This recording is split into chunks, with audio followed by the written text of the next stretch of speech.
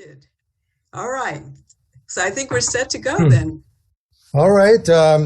Hey, John. Can everyone good to see the screen and hear me okay? Yes, I can. Yes. Anybody? Okay. Okay. Thank you. Okay, Thank you so great. much for coming. Well, thank you, Elsie, and a fellow tree lover. I am one too. It's kind of a curious thing. I love trees to death, but I actually am a little bit allergic to tree pollen. So I feel That's a bad combination. One would never guess that, but yeah, I've been having a little bit of a sore throat. So if I start coughing, that's the reason. But anyway, I'm happy to be here, and I'm excited to talk about drone photography because I've been doing it quite a bit the last four years, and I really think it's exciting. And it's the kind of thing that some of you may never do it, and that's fine. You can just learn about it and appreciate it and see how the benefits. And if there is somebody out there that wants to take a jump in to try to do it themselves, or if some of you have already done it, that's great too. I'll show you a little bit of background, just that of what's involved. But anyway,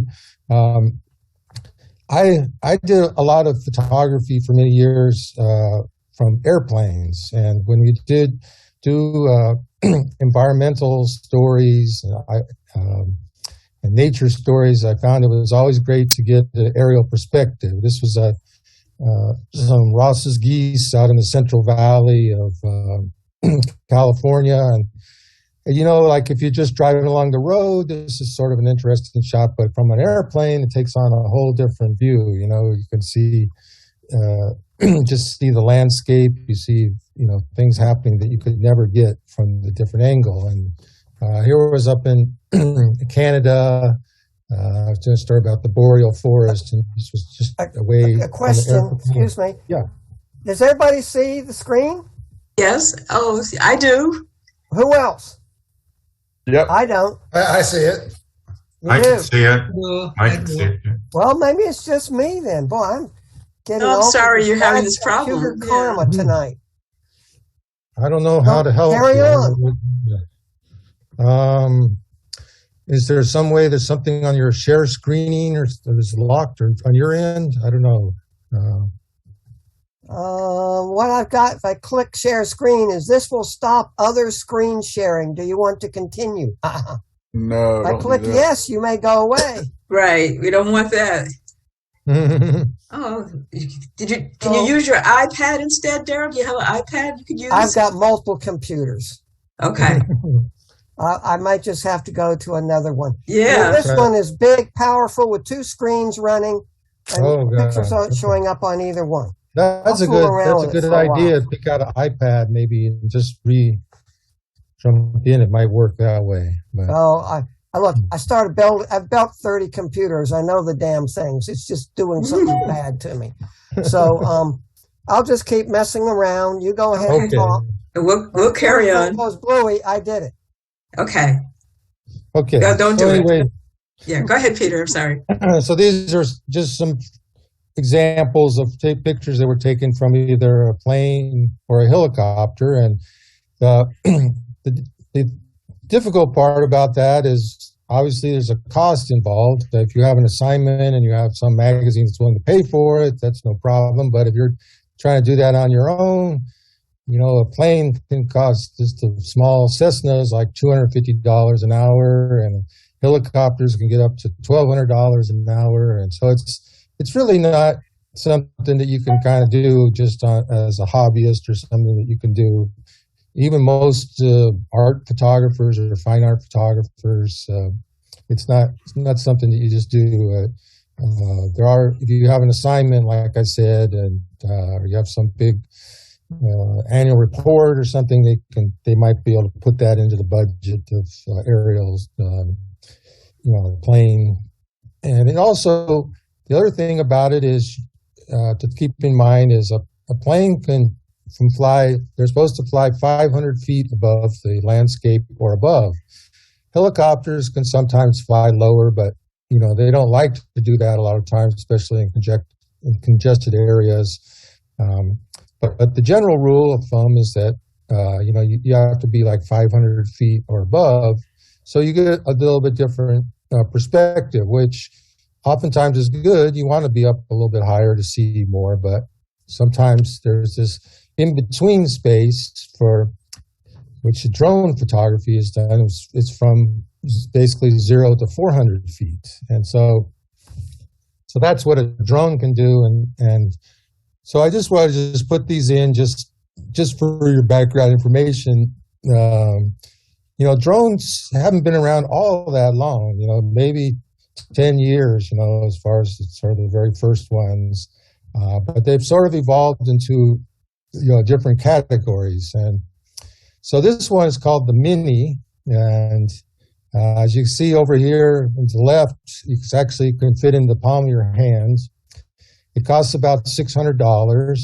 It will only take a 12 megapixel still image and I think a little bit over high def video.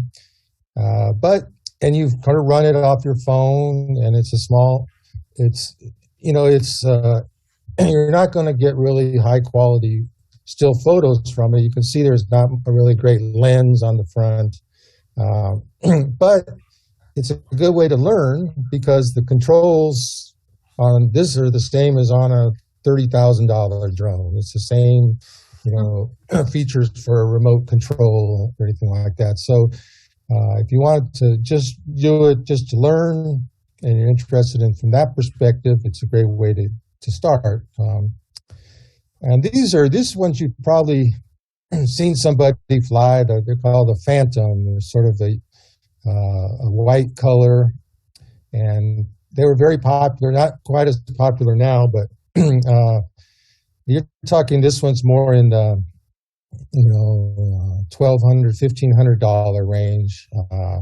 But there are people that have whole businesses and using just this drone, and it's actually, there's some advantages just because it's simple and easy, and you can fly over, your real estate ads and stuff like that. This is a good choice for something like that. So this DJI Mavic is the one that's been the real innovative drone that's come out just in the last year. And it's also pretty small. It will fit into a backpack. It folds up. And you can see that little H on here. That stands for Hasselblad. So it has a really high quality lens. It will take a 20 megapixel still image.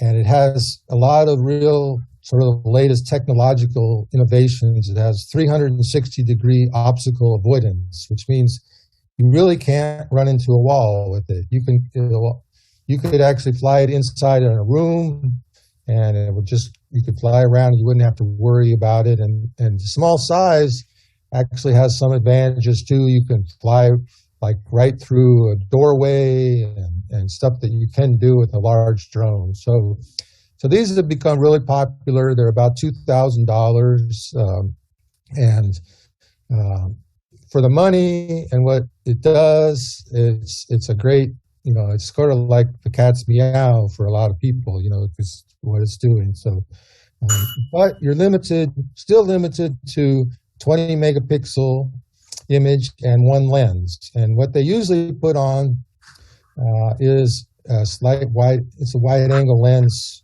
maybe in the 24 millimeter, 28 millimeter range. And that's what seems to work really good with video, as you've probably seen on your Netflix documentary, just these drone shots just kind of flying over the landscape and stuff. And so for those, you kind of want the slight wide angle view, but you not necessarily always want that for a still photo. So this was the drone that I use, and the one that it's a little more expensive. The actual drone costs about $3,000. And then as you can see at the bottom, there's what's called the removable gimbal. And it's kind of like the old-fashioned, Hasselblad. There's a system where you have the back on the one side and you put the camera in, the lens in. It's a modular system, which has a lot of advantages. And they make 4 really high quality lenses for it that go up from slight wide angle all the way up to slight telephoto.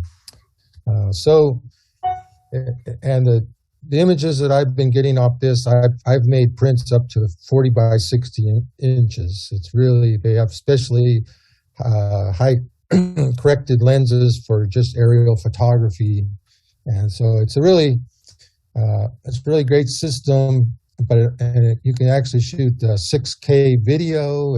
You can buy, I haven't done a lot with that because I'm not a videographer so much, but you can put a solid state hard drive in it and shoot raw ProRes video that's really pretty close to being, things that you could make a Hollywood movie with, So I've worked with this. I didn't start out. I started out on the smaller ones, but I ended up buying this, and I've had this drone for about 4 years. They're actually in September. They're going to finally update it, and the drone community is all excited about that because they're going to make it even better and things. And going to put some of the innovations from that Mavic onto this one because this has been a really workhorse for a lot of people, but it hasn't been updated since 2016.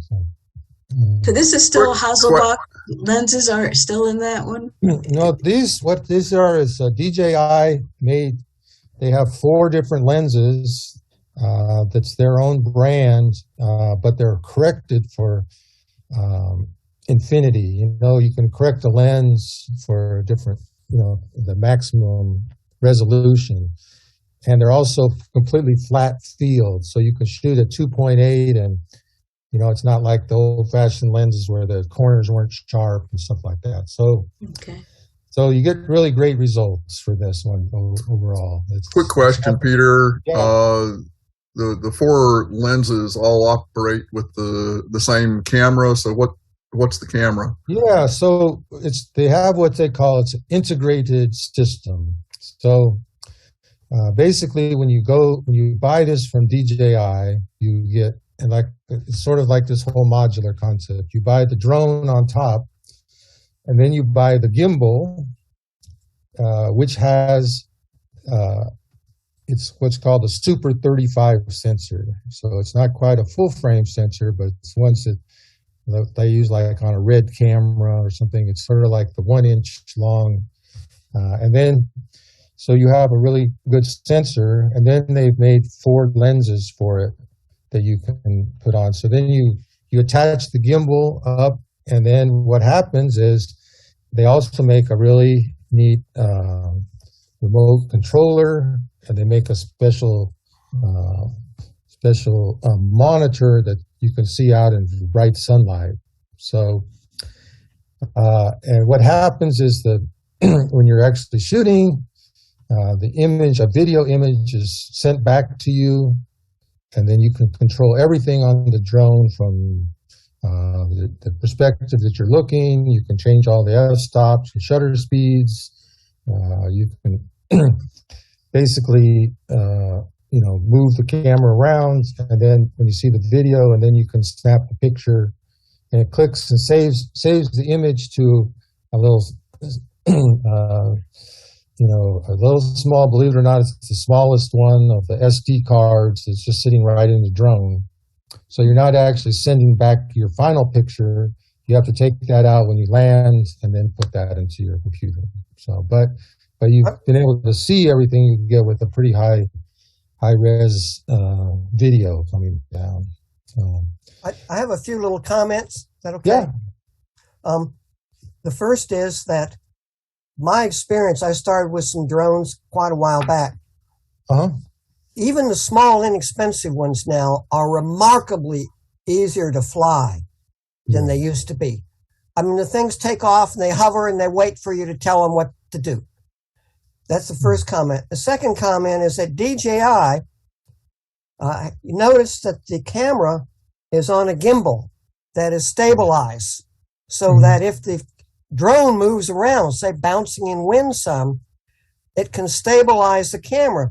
So DJI took one of their small cameras that nonetheless does 4K video, stuck it on a handle with all the electronics in it, and you can buy it to do video. You got this thing that's like a stick, and you just walk around carrying it in front of you, and it's programmable, so it'll do scan, panos and so forth.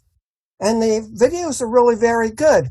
And then you can ask Don Stevens, whom I see on screen, about another Chinese company who came up with a knockoff of it. The third thing is that DJI is a Chinese company, and the United States Department of Defense will not let any of their people buy them. I think it was alleged that maybe they were sending images from flying around your Air Force Base straight back to Beijing. So, but they're still in Best Buy. I can tell you, I can talk about that if you want. But the gimbal part is a good point. It's basically like 3 axes, and so you hold it, and no matter how you swing it, the camera stays in the same spot because it's just sitting on those 3 axes, and that's one of the real keys to how this whole thing works. And you're right, you can fly up into about, I've found between 10 and 20 mile an hour winds, you can actually fly, and it's a little bit more difficult than flying in the calm wet, but it will adjust. And to the first point, when you talk about they're easier to fly, the reason for that is they're on the drone, there's a GPS sensors. And so the drone is picking up all the satellites. So the first drone that I had didn't have that. And so basically you're controlling everything that's flying around, and it's just boom, boom. It's like you're just scared to death because it's just going back and forth and everything. But this, once it's locked in with the GPS, it will hover. What it basically is telling the drone is if you take your hands off the controls, it just stays there. And it uses the satellite positioning to stay right in that one spot. So that's a big advantage. Once you have that, that becomes much easier to fly because you're not just otherwise you're just constantly checking back and forth. And, it's going to crash. It's like, so as far as the Chinese thing, what that is, and it's kind of like all our lives, everything we do when we go online is recorded and online. And so DJI has the system. When you do a flight, it goes to you sign into an account, and everything about that flight is recorded, all the coordinates and everything and stuff like that. So, which done in a nefarious way, somebody can tell exactly where you are, when you were there, and everything like that. It's sort of like a tracking on your phone or something like that. So that's why, you wouldn't, if you were a member of the American military, you might not want someone in China to know exactly where you were. So that's what it comes. But if you're a hobbyist or a photographer in Atlanta, I'm not as concerned about that, but that's something that it's a sort of the old-fashioned privacy issue that comes with people knowing it on the phone. Like when you're doing something on your phone, they know what you like, who to advertise to, and privacy. Yeah. John Pryor's got a question.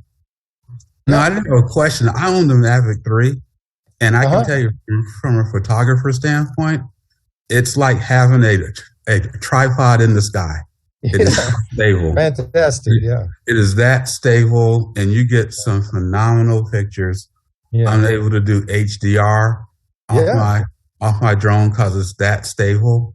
Yeah. And like I said, it's like having a tripod at 400 feet up in the sky. Yeah. It's that good. Great. That's everybody loves them, and I think he made a great choice by getting that. They even have a tripod. They even have a tripod mode. Yeah, they do.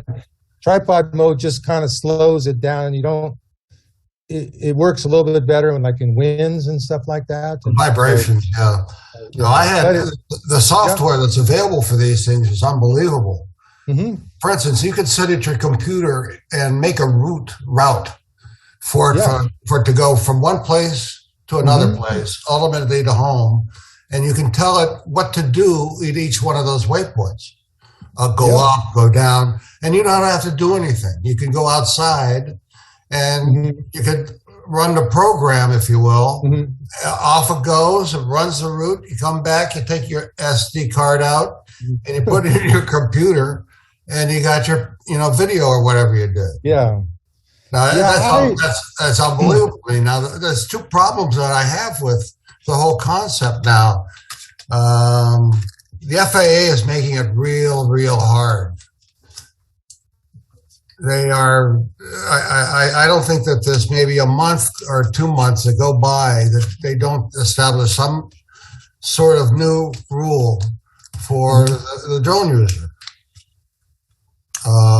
Initially, they were very simple, rules, and now there's rules. I mean, one rule in particular, but this goes back a long time, maybe a year, is line of sight. Now, the Mavic is a small machine, so you can't go very far without losing sight of it.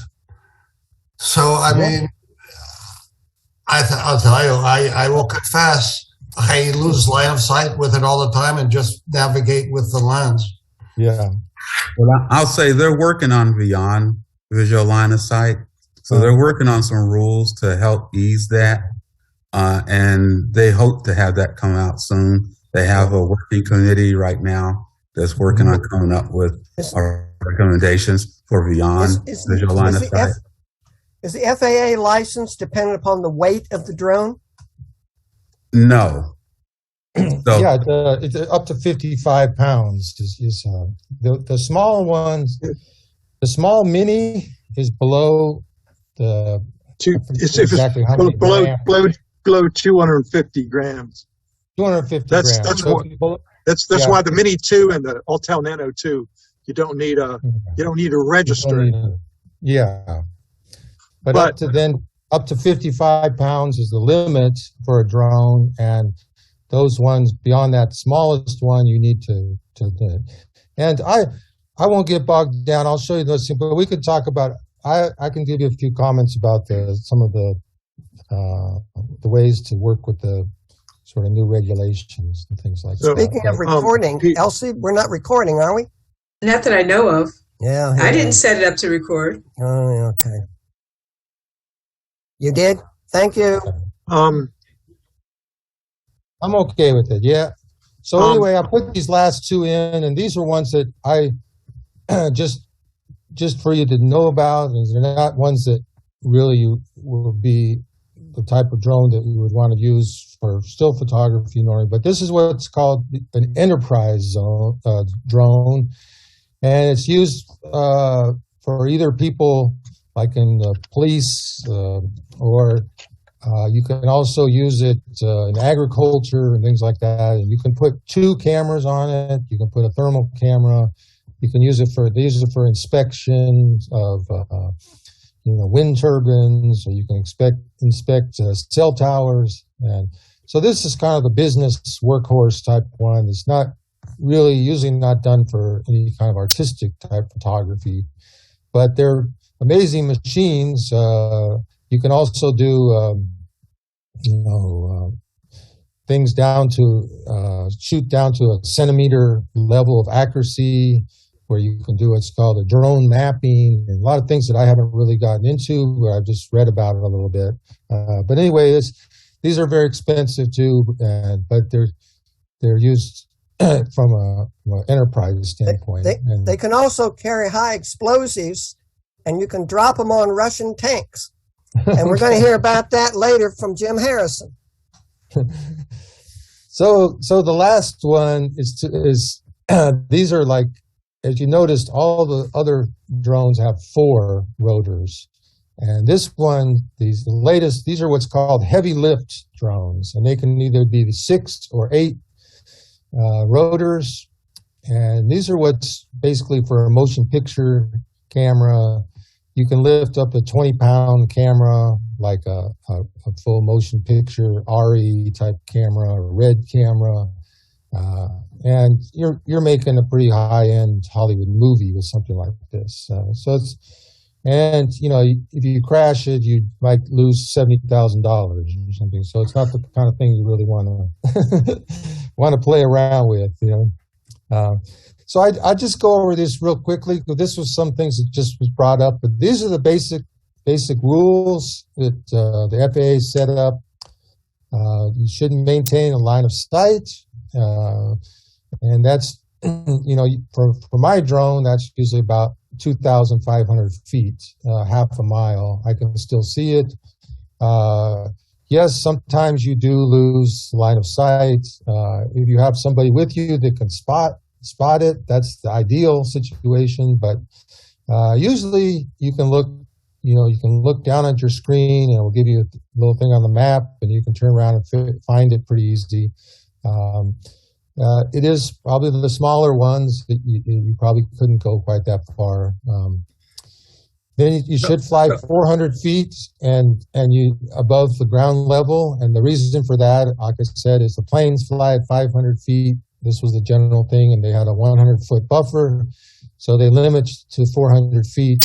Had to not fly over people. There actually is, you can get an exemption for that, but that's the general rule. You can fly over a car that's with people inside, but you can't fly over the thing was just people were flying over like a concert crowd or something like that. And so that's something you shouldn't do, but there's plenty of other things to photograph besides that. So then you have to, the general rule again is to fly half an hour before sunrise and a half an hour after sunset.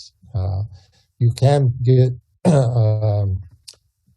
permission to fly at night. You can actually get a thing like that. I've found that this is not a problem. I like flying later in the day, even after sun. But after half an hour, when it gets dark, it's not the look that I like anyway. I think you can get kind of, if you want to get a sort of a dusky dawn type thing, you can get that. The big thing, there is a lot of restricted areas. The national parks you can't fly over. Obviously, airports.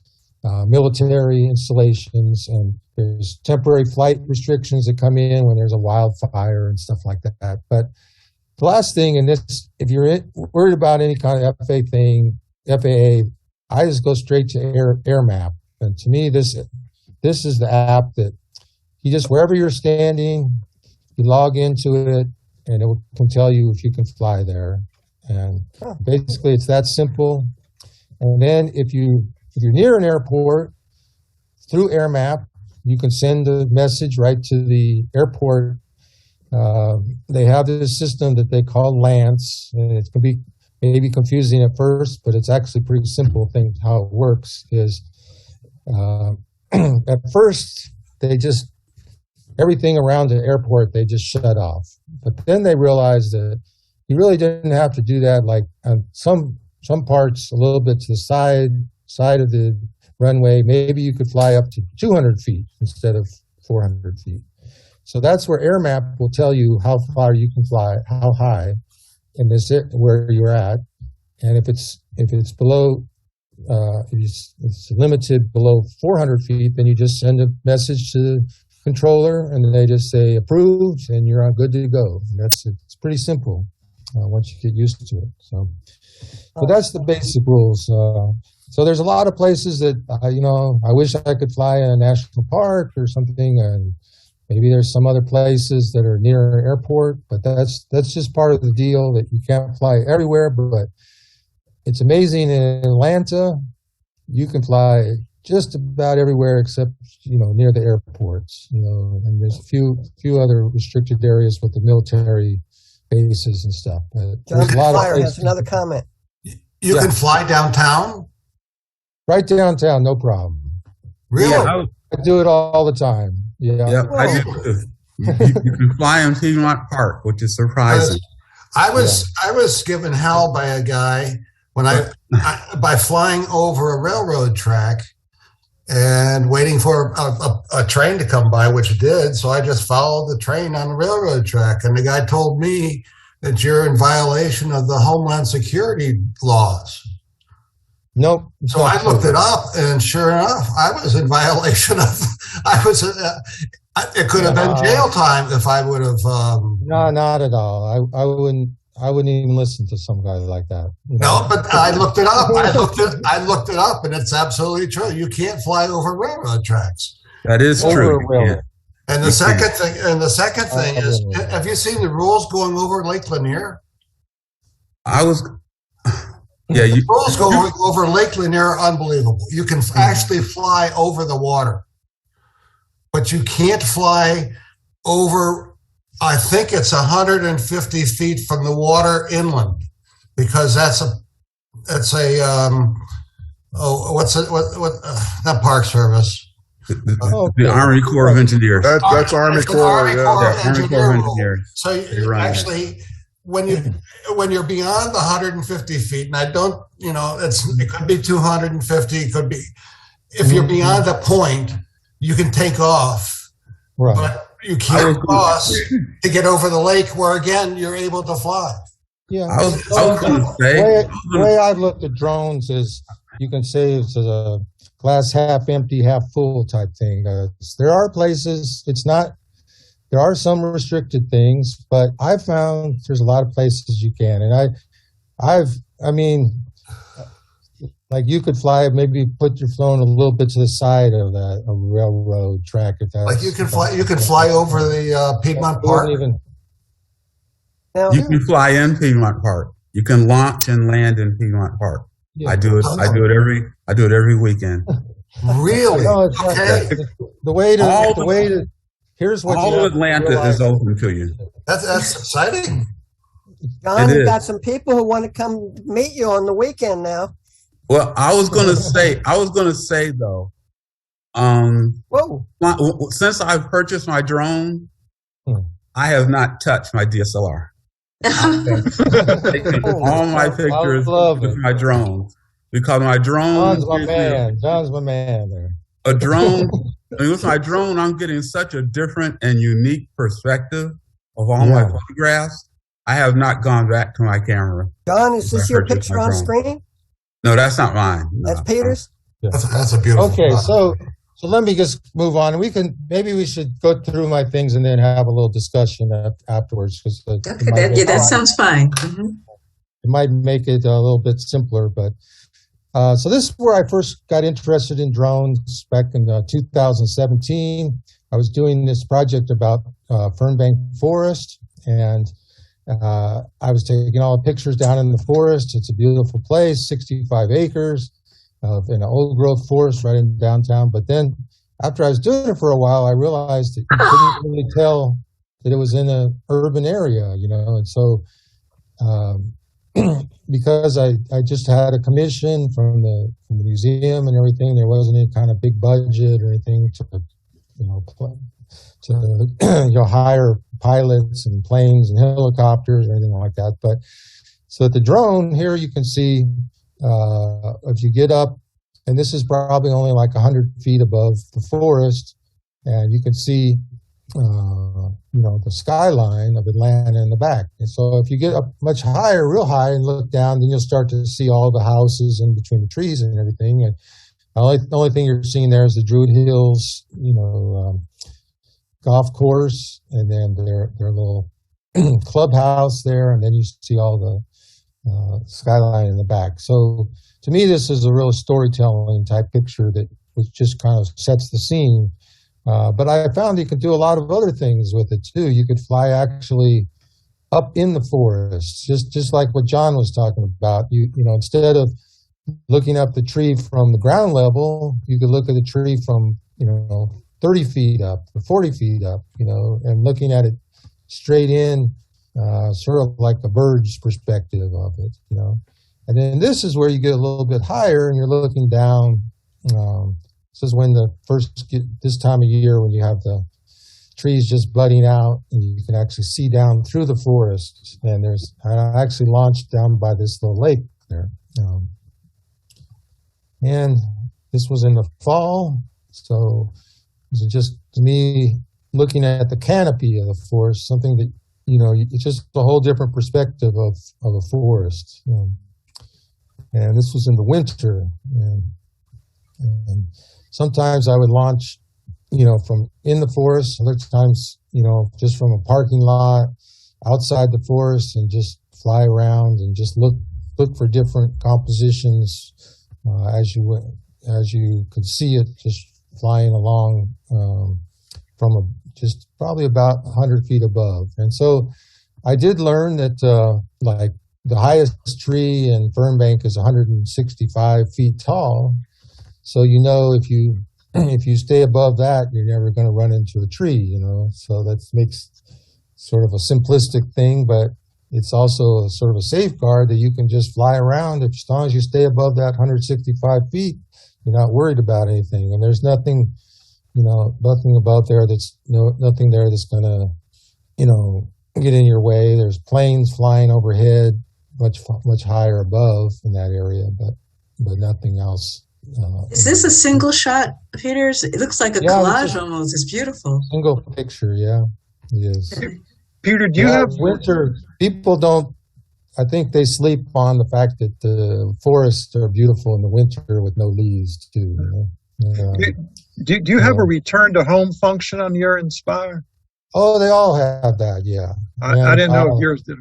Yeah, and I don't use it unless there's a emergency or and there's a couple of things I could tell you I've had where it actually has come into play. But in general, I try and bring the drone back on my own within the line of sight.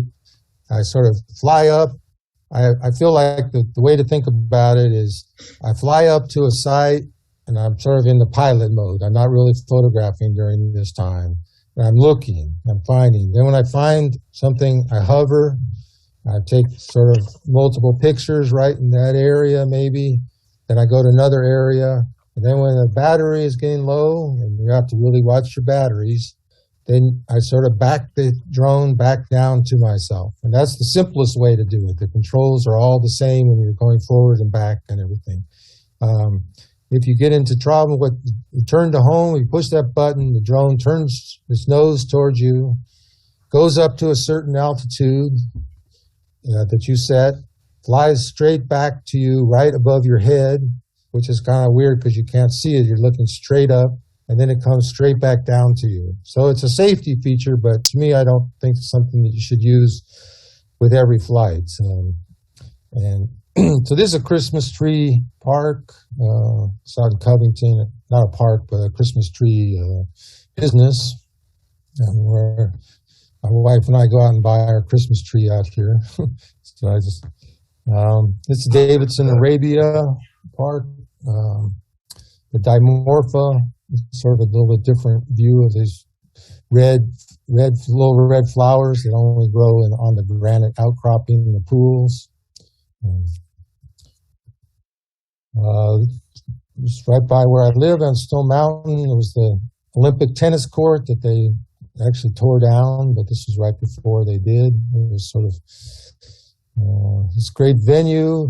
It's amazing that they just tore it all down. But, and then these are what I started finding was really neat. These were all pictures that I just sort of started taking around by my house and everything. It said you can get into this range where you're about 50 feet above. It's a more intimate aerial. You think about those first pictures that I showed, the aerials. This is a whole different feel to it. And I think it's sort of what John was saying. It opens your eyes to a different perspective of what photography can be, because it's like this tripod in the sky, but it can be anywhere, and it can be, in this case, maybe 50 feet above, and so if you went way up high, 400 feet or something, that's too high to just see one tree. And then you can, the other thing to play with is to start thinking about, do you look straight down or do you look sort of out at an angle? do you look at 90 degrees? And you can sort of check that on your drone. But this, I didn't even know this subdivision was there. It's not too far from my house, and I stopped in this parking lot, and I was looking at something else, and I just went up, and I just like, wow, this place is even there, And so it has a sort of perspective of more of a 45 degrees sort of looking into it, but you're down low as well. So it's that looks like a book cover to me. Really? Yeah, these little. It looks like I always think of them like those old railroad trains. Had those little model houses and stuff like that. So, and this was I remember driving. I saw one Sunday morning. It was after Saturday night. Someone did these donuts all in the house. So I went back that evening and just shot right there. Just what's the intersection? This is in Stone Mountain, Hugh Howe. Yeah. There has been a news article lately. Somebody did that on the Rainbow intersection, the LGBTQ on 10th Street. Yeah. And they defaced the Rainbow sidewalk twice. So it's not really a good thing, but it's a way to see, to document part of the city. And I have a whole collection of roofs. It makes sense when you're flying a drone. You just always see a lot of. If you're in an industrial area, it's sort of fascinating just to see the patterns of a TARS roof and parking lots is another one. Once you get into drones, you'll start taking a lot of pictures of parking lots. And this was one right after a rain and it sort of a dusk, so it took on the blue cast. So I did a grant. I had a grant from National Geographic. This has been about 3 years ago now, about some places in the Great Lakes where they were doing restoration. And so I photographed a lot of people on the ground and things like that. But I had the idea to each of these places, what they called areas of concern that had been restored, and I was going to do a panoramic view. So another thing you can do with the drone that's, I think, one of the neat features is you get to a spot, you hover, and you take about a series of 6 or 7 pictures. And you could make a very high resolution photo of this because you just stitch it together just like you normally do with your regular cameras. So these are all from the Great Lakes area. They're all done that way from a drone with stitching the images together. This is the Ford motor plant in Dearborn, where like Henry Ford made the first Model Ts here, and he actually made his own canalway to bring the steel and ships right up to the plant.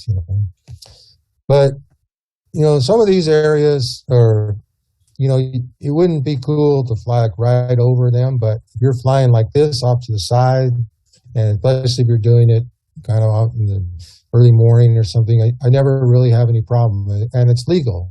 That's the thing. I don't fly anywhere that's not legal, and some people, I have occasionally, and actually not too often, but occasionally I'll get somebody who'll tell me, you can't do that or something like that. And I basically always tell them the same thing. I'm flying according to, FAA rules, and where I am, the airspace is legal, and so to me, that's the most important thing. On that previous shot, yeah, at nighttime, not night. It's really early in the morning. So this is what I was saying, that half an hour before sunset, sunrise, or half an hour after, you kind of get the feel of night, but it's not. You have enough light that you can actually get a nice image. If you're actually flying at night, you're going to have to crank up the ISO way up and things like that. Yeah. My point is that exposure is so perfect, and for me when I'm flying, to set the exposure is like I have to fiddle around with the transmitter, and it's real difficult. I could never, ever get a shot as beautiful as that.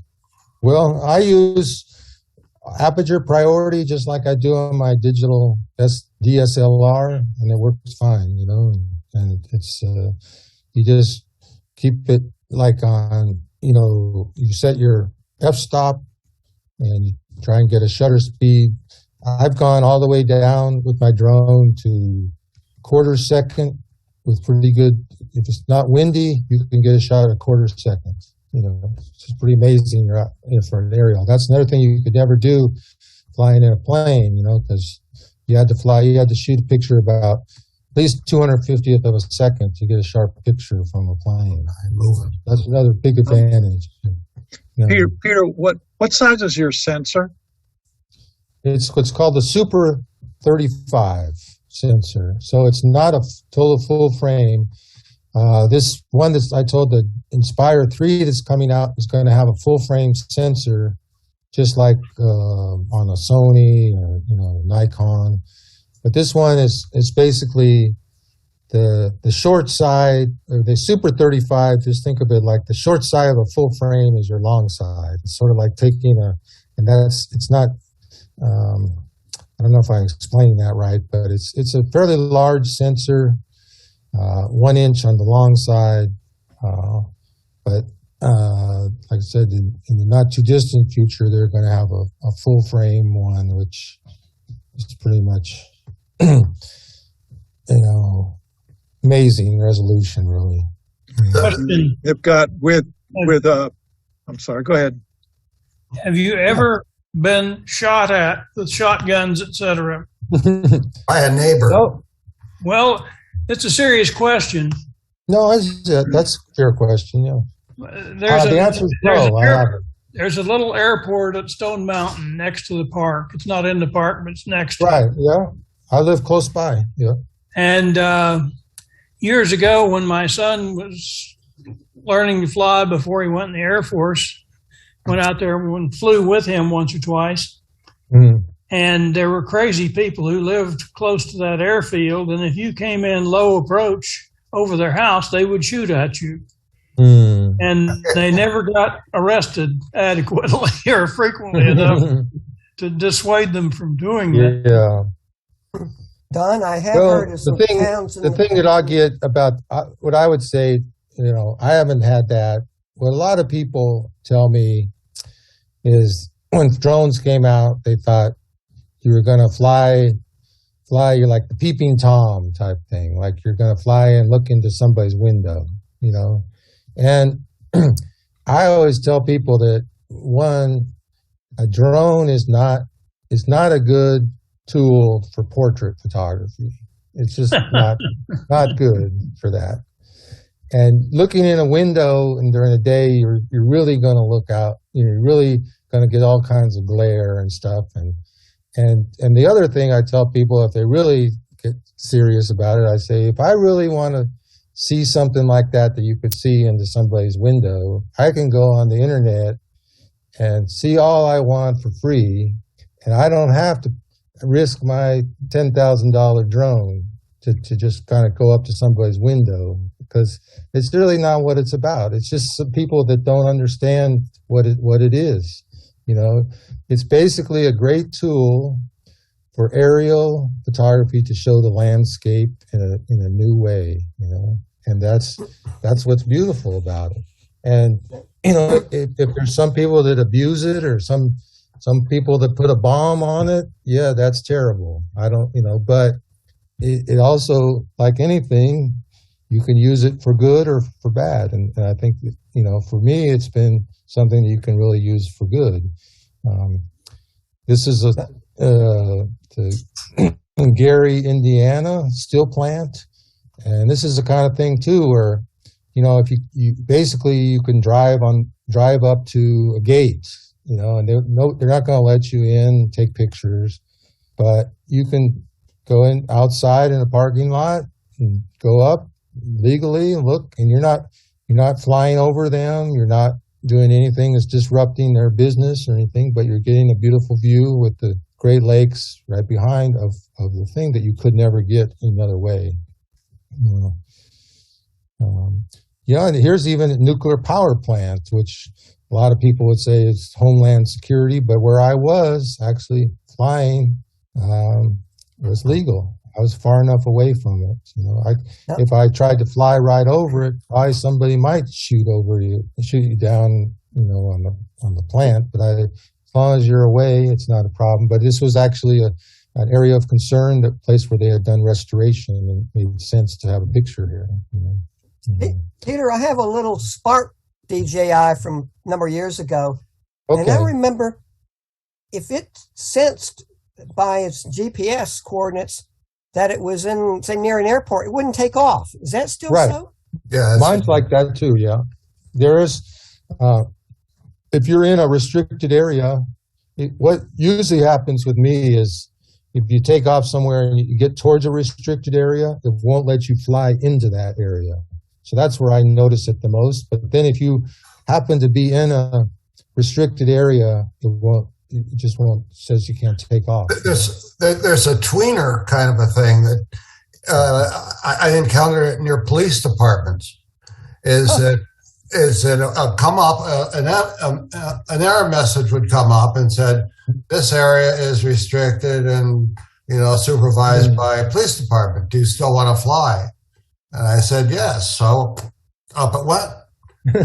So there was something in between that no flying. Yeah, okay. No, they ask you for permission, but they let you. What they're basically doing there is telling you that you can fly, but you're near a spot that's a little bit restricted. And right. And use good. It comes down a lot to common sense. I mean, if you're flying right over the police department and hovering there for half an hour or something, obviously that's not something you want to do. But I don't find there's any good pictures in that kind of situation either. So that's not what I do, Right. This really might be a good police department. Exactly, it's the jail and the jails that they have at police departments, and drones are not allowed to fly near jails, and that's why you get the error message warning you that they're in jail. They want you to leave. I've done it. I've been taking pictures on Memorial Drive, and you can stand if you're back. Look, I've got plenty of pictures of the jail, but if I was to fly, like it's the same thing. When you get up close to it, it tells you, it stops the drone. You can't do it, So hospitals are like that too. There's sort of, it's just common sense, really. And there's a difference. I found the other thing is there's a difference from standing back a ways and taking a shot of it than flying directly over some of these. You don't want to directly some of those places. So this actually, if you ever heard of the Cuyahoga River catching fire, this was the spot where it did, and it started the whole Earth Day environmental movement. And they've cleaned it up quite a bit. It's still not what you'd call, super clean and green, but it's a lot better than it was. It's not catching on fire. There's important shot. There's a rowing team on it, so yeah. And there's a rowing team, from Cleveland. One of the universities still uses it for their rowing.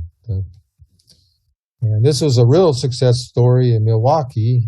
This was really polluted place, but they found that if you fix up the old waterfront, you would get all the businesses will all come back. So there was a lot. There's a river that was upstream. They spent a lot of money cleaning that up, but down here in the waterfront. Peter, have your drone photos appeared in National Geographic? I did this for the National Geographic grant, but the last article that I did for them was 2015, and that was sort of pre-drone. And so, to believe it or not, there are some times when I feel like, dang, I wish I would have had a drone for doing all those Nat Geo stories, because it would have been so much easier. Because some of these places, when you're overseas, it took me months to get permission to do one aerial photo, stuff like that. And now if I could just launch up and get the same thing, it would be heaven. But the answer is no, as far as the older older articles that I did, like I said earlier, said I used a plane or a helicopter if I had the chance.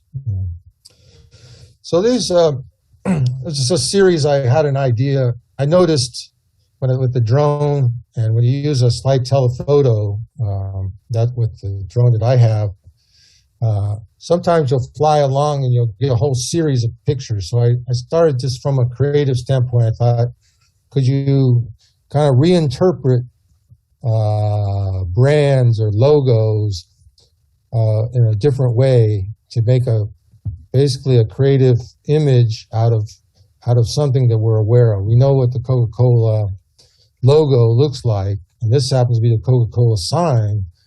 So with the drone, what I did is I just flew back and forth along and took a whole series of pictures of just parts of the sign, and then tried to assemble it in a way I call them composites, because you're sort of putting together different images. So these are things that we know. It's kind of like what the Waffle House sign is, but this is a new way to see it. So, I agree, Michael. Clever. And there's no way you could do this with a plane or a helicopter or anything. You're flying, 30 feet from the Waffle House sign, just off this, and you could do this at any Waffle House or anything. It's all totally, but it's just a matter of, coming up with an idea of something that you could do with a sort of a new technology. That's what I find really exciting about drone photography. And this is the Claremont Hotel sign, and I've sold quite a few prints of this. I had an edition of 5 that completely sold out, and this is 50 images going down the Claremont Hotel. And so it's kind of weird. If you look at it real closely, you'll start to see enough. It'll say Hotel Claremont, and they actually have a little bar up there now I haven't been up to, but this was when they were restoring. I flew over the Black Lives Matter. This was on the Beltline, and there's 100 images, just taking little sections of it, and it's kind of you can read what it is. So they painted Black Lives Matter on the Beltline, and just took pictures of different images where people were walking by or riding their bike. This was in Midtown when you talked about can you fly downtown. This was like on a parking lot at 12th Street. And I had this idea, these are like 100 images, to just go from the left, the bottom left, which as you can see is the sun hitting, and just move to different times. This was over about a period of an hour. And then sort of put together the pictures. They're all basically in the same area, but it goes from, I guess we used to call this like the Condo Canyon. It's right in that area and so you're seeing all those condos in a close vicinity. It's almost like you were looking like 180 degrees, and you're splicing together all these pictures. And this is a Spaghetti Junction, just looking down. I think this is like 64 images. And here again, these are, totally legal, flying above the freeway, looking straight down. By being able to splice together it's sort of a different way to look at traffic or freeways. Then sometimes I go really out there. There's a big tree out in the Olmsted Park there, and I just decided to try and go up and just show the whole tree from different angles. There is if you're familiar with Cubism and the whole idea that Picasso had was that, we don't really, and this is speaking to a camera club, but in truth, we don't perceive the world like a camera does. The camera looks at through a lens, takes a splice. But what people have shown is you perceive little sections of a scene, and your brain, sort of processes those and puts them in an image, but you're not actually seeing perspective. And the other way to look at it is, and try this out sometime, is look at a scene like you're looking at a building walking down a walkway, and you see the perspective, you see the lines, but your eyes don't see that. Your brain doesn't see it. That's a factor of photography of the lens. That's something that's the camera obscura doing that. But we don't really see that. And so that's what Picasso, his idea was that to try and see the world, a visual perspective in a creative way. And Cubism was like, he said, like you walk by somebody in a room, and what you do, kind of within 3 seconds, you'll see that person from all these different angles. And that was the idea. So I started thinking of how you could do that with a drone, and kind of see the world from a different perspective, and then sort of put it all together. So that's what a lot of these were about. This was a construction site, just seeing a bulldozer from all these different perspectives. And you can see there's one little picture that actually shows the whole thing in there. I don't know why it just seemed right to put that one in there to the right. But the rest of them, I sort of patched it all together. And it's basically, all it is a construction machinery, but it's just seeing it from these different angles. Peter, I noticed in the morning paper there's an immersive Picasso exhibit about to open in Atlanta. Right. I'm excited to try and go to that. Yeah. Oh, the Coleman Yards, I think. Yeah. That's right. Yeah. Is that the same place as the Van Gogh? Van Gogh? Yeah. Yes. Same place. Oh, that's open now. I don't Van know. Gogh, yeah, I think that they're the Picasso one. I'm not sure if it's there yet, but I know it's coming if it's not there already. It's in the AJC this morning. Okay. I didn't catch that. So here's in the same. I started photographing construction sites because I started seeing them all over near where I live, and so that was something that I really thought, man, this is a different way to see construction sites, because when you're driving by, they don't look like much, but I did do. This was one, kind of your typical, home coming up, and just basically looking at 36 views of it from these different, and sort of splicing it together. And this was the real sort of cubist one where I looked at the roof. This is the same house. This is the same house, the same roof.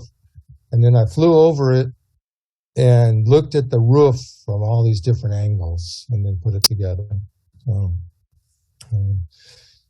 But this is a large series that I've been working on for almost 4 years, not full time, but I'll just go through these. There's not a whole lot to say, but to me, this is sort of the most successful series that I've done so far. And a lot of them are done just flying over the construction site. I would usually go there early in the morning or late in the afternoon. I didn't fly over them. When we talk about these restrictions or regulations, I didn't want to fly over it while they were working. And occasionally there were a few of them, there might be some people, but for the most part, I did most of these pictures when they weren't working.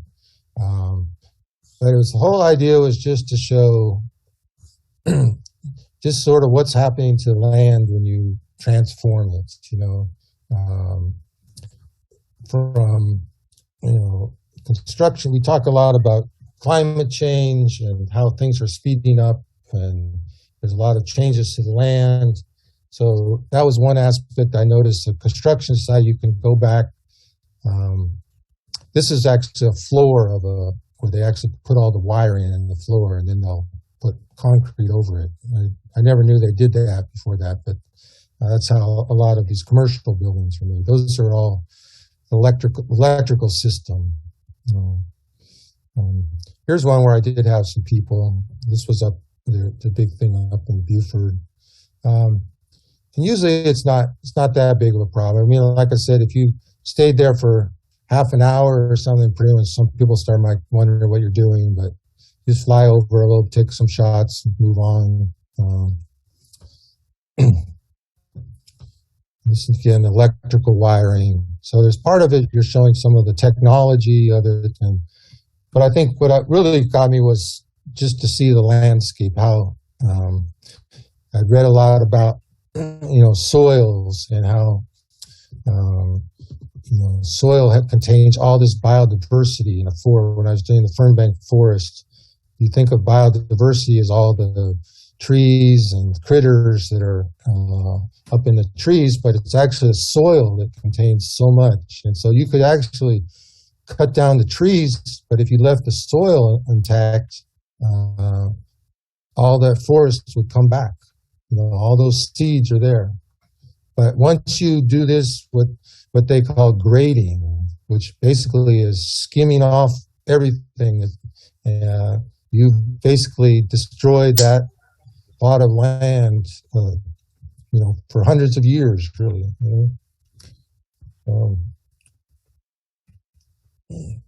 Same type of thing. This is now the Smoke Rise Elementary School.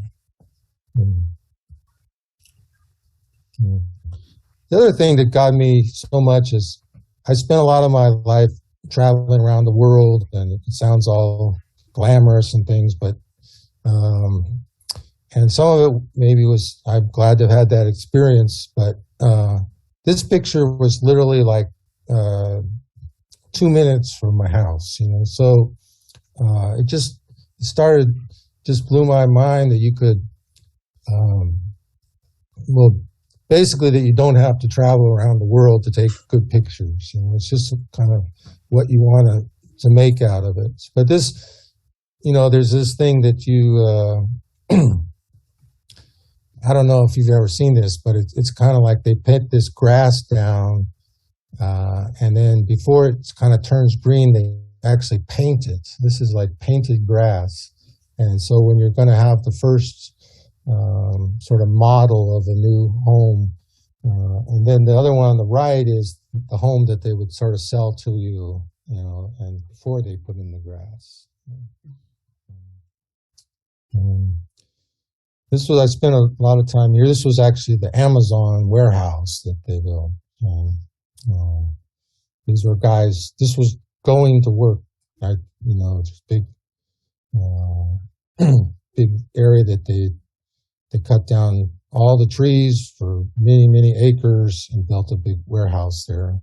This is the Bobby Jones golf course when they were doing renovations there.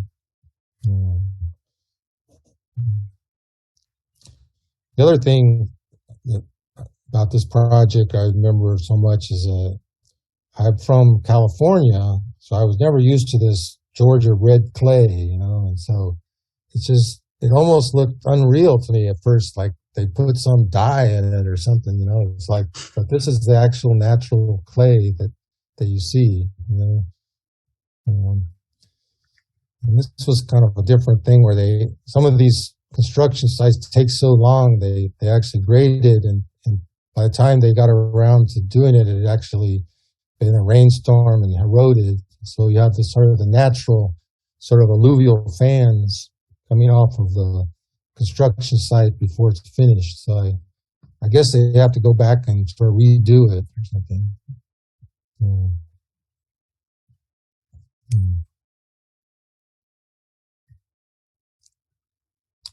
Everybody tells me this looks like a fish. But it does. It's basically a manhole cover there that they put in. You start to see these over and over, the little green covers.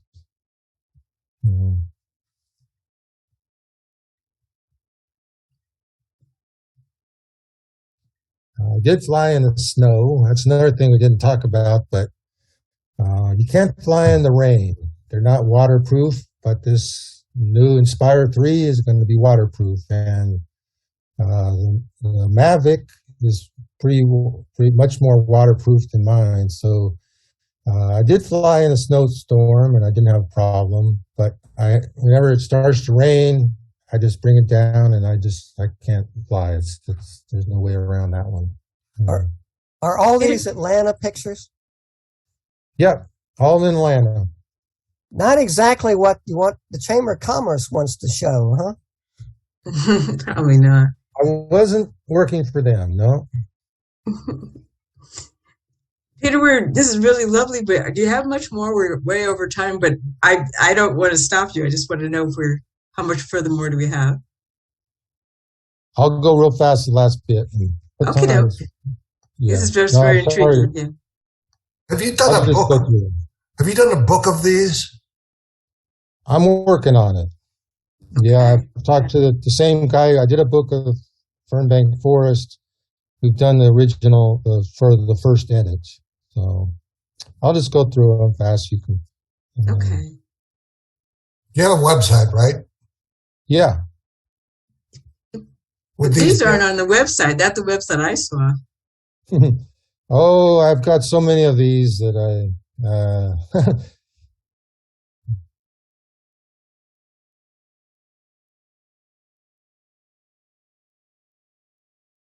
Great. I'm glad to hear that because that's. Yeah. Mike, that's what I was getting to with Chamber of Commerce. Well, that's what art's supposed to do. It's supposed to be insightful. It's not. I don't feel any obligation to make what you call sentimental pictures or happy pictures or something like that. I'm trying to be truthful to what's going on, and everything I've read. Jacksonville, Florida, and Atlanta are two of the big centers of development in the whole country, and maybe the whole world.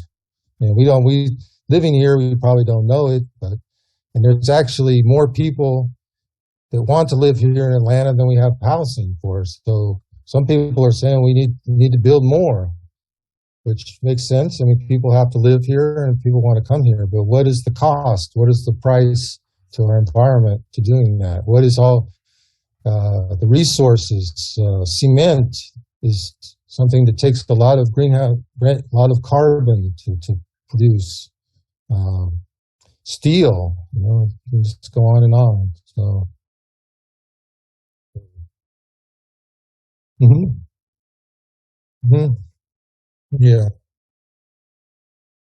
yeah.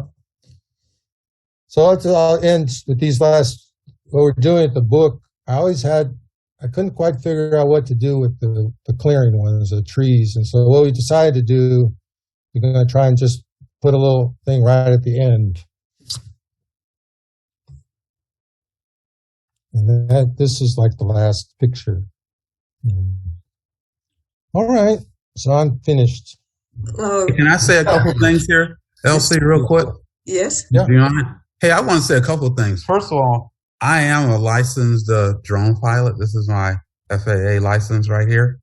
And first thing is, I would say, if you're going to fly a drone, you really need to read the rules and understand where you can fly and where you can't. And where you can fly is not necessarily the same as where you can launch or land your drone.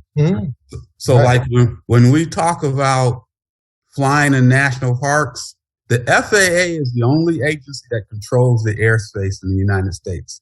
The Park Service controls the land. So what they say is you can't land or launch your drone from their soil. But if you lived outside the park, a national park, you could fly into a national park and then fly back out again. But you can't land or launch your drone from in their park. But around Atlanta, the Chattahoochee River is a complete no-fly zone. You cannot fly over, around, or anything around the Chattahoochee River. From the Beaufort Dam all the way down to south of Atlanta is a complete no-fly zone. You're kidding, because I've done a lot of drone flying. You're not supposed to. I'll tell you, John, the history of that. In fact, I have on my website a picture of the Chattahoochee River with like little surreal orbs over it. I'm not surprised, but And I just called a view of the Chattahoochee River or something like that. So I live about half a mile from it up here in Swanee, and I have to be very careful about not flying into that no-fly zone. The other thing I was going to say, in the state of Georgia, all state parks are off limits to you launching or landing your drone in the state park. All the state parks are off limits. Yeah, and but you can land from the street. If you're outside the state park, you can fly over it, but you can't land or launch. Same thing now when it comes to Lake Lanier. Lake Lanier is managed by the Army Corps of Engineers, and there are homes all around Lake Lanier. But what they say is you cannot launch or land from any land that they manage around Lake Lanier. But if you live on Lake Lanier, you can launch your drone from your back porch or your deck or whatever. Or you can ask for permission, but you got to ask for permission 30 days in advance in order to fly over Lake Lanier if you don't live there. Yeah, but and the dam is always verboten. And the dams in general, it's that homeland security thing. Right. Dams in general, nuclear power plants, trains, like you said, all those kind of things are definitely kind of like a no-no. And if you're flying over those kind of things, they're going to think you're up to something. They should publish maps instead of showing where you can't fly. They should actually show now where you can fly. I know, it's kind of like that. And then I was just going to say, and now I was going to say just one more thing though, real quick. I was going to say, having a drone allows you to shoot from locations. Like, for instance, I fly over lakes. I would have never thought that I could fly over a lake and take a picture, Zach, looking at the shoreline and take an HDR picture, but I can. I could never have done that with a Volt, or I would have never afforded a plane or a helicopter. So, but with a drone, you can do that. You can fly out over a lake and take a picture of the shoreline because that's just something you can do. Drones open up a whole new world of possibilities to you while you're out there shooting pictures. John, can you launch from a boat in Lake Lanier? I think you can, but I would check with the Army Corps of Engineers on that one. I'm not 100%. I was told no, you can't. Okay. Like I said, I'm not 100%, so I wasn't. That's just what I was told. Yes, John, could you or Peter talk about the virtues of a commercial license and why you would get one? I can tell you from my perspective. Three things a commercial license does for you. Number one, you have to learn all the rules of the road. Not knowing the rules of the road can get you in trouble. When you study for your license, you are learning all the rules of the road. You know what you can and can't do. Whether or not you follow them is a different story. But at least now you know them all. So I would say everybody should at least take a couple of weeks and study for it's called a Part 107. Yeah. And that Part 107 is the license that you're studying for, and it gives you that UAS license. The second thing is it allows you to fly at night. Without the license, you cannot fly at night, but with the license, you can fly at night with an anti-collision light on your drone. And then the third thing, it allows you to fly for commercial purposes. So if someone asks you to take pictures for their real estate website, or you want to do some kind of roof inspection or something, hey, you can do that once you're licensed. You cannot do that without a license. Those are the three, in my opinion, the three main advantages of having a license. Okay, what about selling a drone photo? No, same thing. No. Well, I say no. The answer is no. So the biggest question the FAA always tells you to ask yourself, when you're flying, are you flying for recreational purposes? If the answer is yes, you don't need a license. But if the answer is no, you're flying for anything other than recreation, you need a license. What about photography as a hobby? Oh yeah, that's cool. That's for recreation. So okay, so if I put it in a gallery and it sells, that's Peter different. Got to say about that? That's different. Well, team, we're way over time, and I've had so much need to fun. move. Huh? I'm sorry. You can I was just saying we're way over time and probably need to move more on. Fun. Yeah, I know. This was great. This is great. This is really important, I think, though, that we make that distinction between when we talk about commercial purposes, because if we take a photo and we don't intend to sell it, but later on we have the opportunity to sell it, we can't go back and make that retroactive. Get the license and then do an old photo. So you're okay. The way the FAA explains it, they say if your intent when you flew was to take a picture to sell, then you need a license. But if that was not your intent when you first took the picture, you're okay. Okay. Okay, and then do they have to prove intent, or do I have to prove intent? I really don't know. I think we've said enough on this topic. I don't want to. Where did Peter's images fall on all this? Yeah, they do. Peter, do you have any last comments for us? No, I as far as that license, yes, I think it's valuable to do that, and it's not that hard to do. And I've never had anybody come up to me and ask for a license. Nobody, you could put, I have my pictures. Nobody's asked me if I drone photos that I've sold, if they had a license. I do, but I don't think it's that big of a thing. But it's very helpful. Like I said, you learn the airspaces and so that part. But I think, in general, what I would say to everyone is to try and look at drone photography. What is the potential that you could really? I didn't realize doing this presentation that actually several of you have drones, which is, but you have to know the rules and those kind of things. Like I said, I use the air map, but I've tried to concentrate on all the places that I can fly and not those places that I can't. And in Atlanta, it's surprising that a lot of it is okay. It's pretty good, and you be careful and be safe, and know the guidelines and things like that. But I think there's a lot of artistic potential to it, and that's where I would place my focus, and not if Lake Lanier is a difficult place, just find another place to do your stories. Right. Well, certainly, we saw a lot of artistic potential in your pictures this afternoon, this evening. Thank you so much, Peter. You're welcome to stay on with us. We're going to move on to our critique section, which our master photographer Mike Schaefer has agreed to moderate. Can I add just one last thing that actually is important? I think. Sure, Alan. With this about licensing, if you do even recreational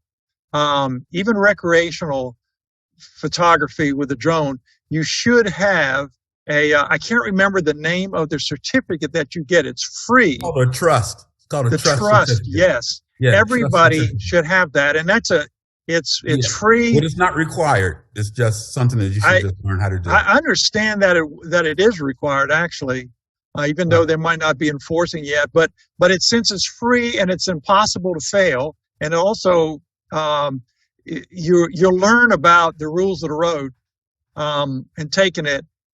Everybody should do that. The trust certificate, and so at any rate, there's that. Okay.